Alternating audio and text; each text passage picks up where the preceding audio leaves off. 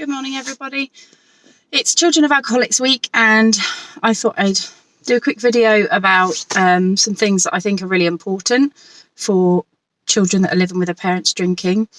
Even though it is Children of Alcoholics Week, children that are living with a parent that does drink, maybe not to dependency levels, is still impacted by their parents drinking.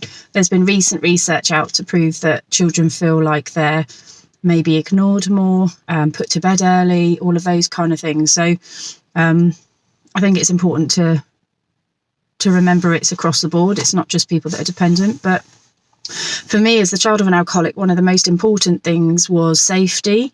And funnily enough, as an adult child, it's still the same thing. So I think if you know somebody that may be drinking heavily, or when you socialise with them, maybe their children are not safe, or, you know, there's something going on there that you don't feel comfortable with. Obviously, it's worth having a chat with the person themselves. Sometimes it's not good to do that when they're drinking. Hopefully when they're not drinking, it's a better time. But for me, in terms of the children, keeping them safe is so important. And I remember not feeling like my home was very safe, or that I had anybody, you know, that I could sort of speak to outside of my home. And so I think it's really important that if a child's living in that environment, if they can have somebody, another adult that they can speak to, whether it's a friend's parent, a teacher, a neighbour, whoever it is outside of that home, if they've got somebody that they can, you know, open up to, that's a good thing, because also that person can bring aspects that child's not getting in the home. So for me, I didn't really talk to anybody outside my home. And again, it sort of that breeds that loneliness and disconnection. And so there's so many different circumstances, and whether the child is an only child or whether both parents are drinkers or not, it can be complicated. But I think that if there is that strong, not strong, but if there is an adult that child trusts, then they at least have got an outlet, and that they can share their worries with that adult.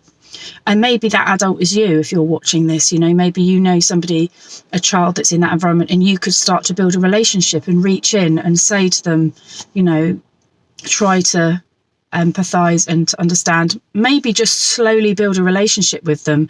Don't try and go straight in with that topic, but start to get to know them and all the rest of it. If it's somebody, you know, a child you don't know particularly well, or very close. So that was one thing, the safety aspect. And also I think if social services are involved, often they go in the day, and it's the night time that's the worst. And maybe helping that child make a plan, how they can keep safe, whether they text a number or text somebody if they're feeling unsafe, whether there's a room that they can feel safe in, that they can lock the door, whether they have some sort of something on their phone, anything like that are practical things that you can do to help keep that child safe, because obviously people aren't necessarily going to be around them all the time. So you're relying on that child opening up, and they're more likely to do that if it's with somebody they trust, and if they've built up this relationship with somebody outside their family that they can reach out to. So that's what I wanted to share today: safety for children of alcoholics, and also safety for children that are just in and around parents that are drinking too much, whether that's binge drinking or parties at home, and, you know, parents end up falling over because they've drunk too much.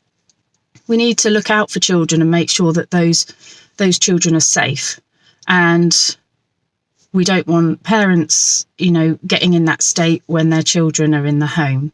So it's important to keep your eyes open, and I know it can feel like it's difficult to say something, especially if it's to a friend that might be drinking. But again, like I say, have those conversations with them when they're not drinking, when these parties aren't happening, because you're not going to get any sense out of them when they're in the midst of their drinking. So hopefully that's helpful, and I will be doing some more videos this week. Take care. Bye.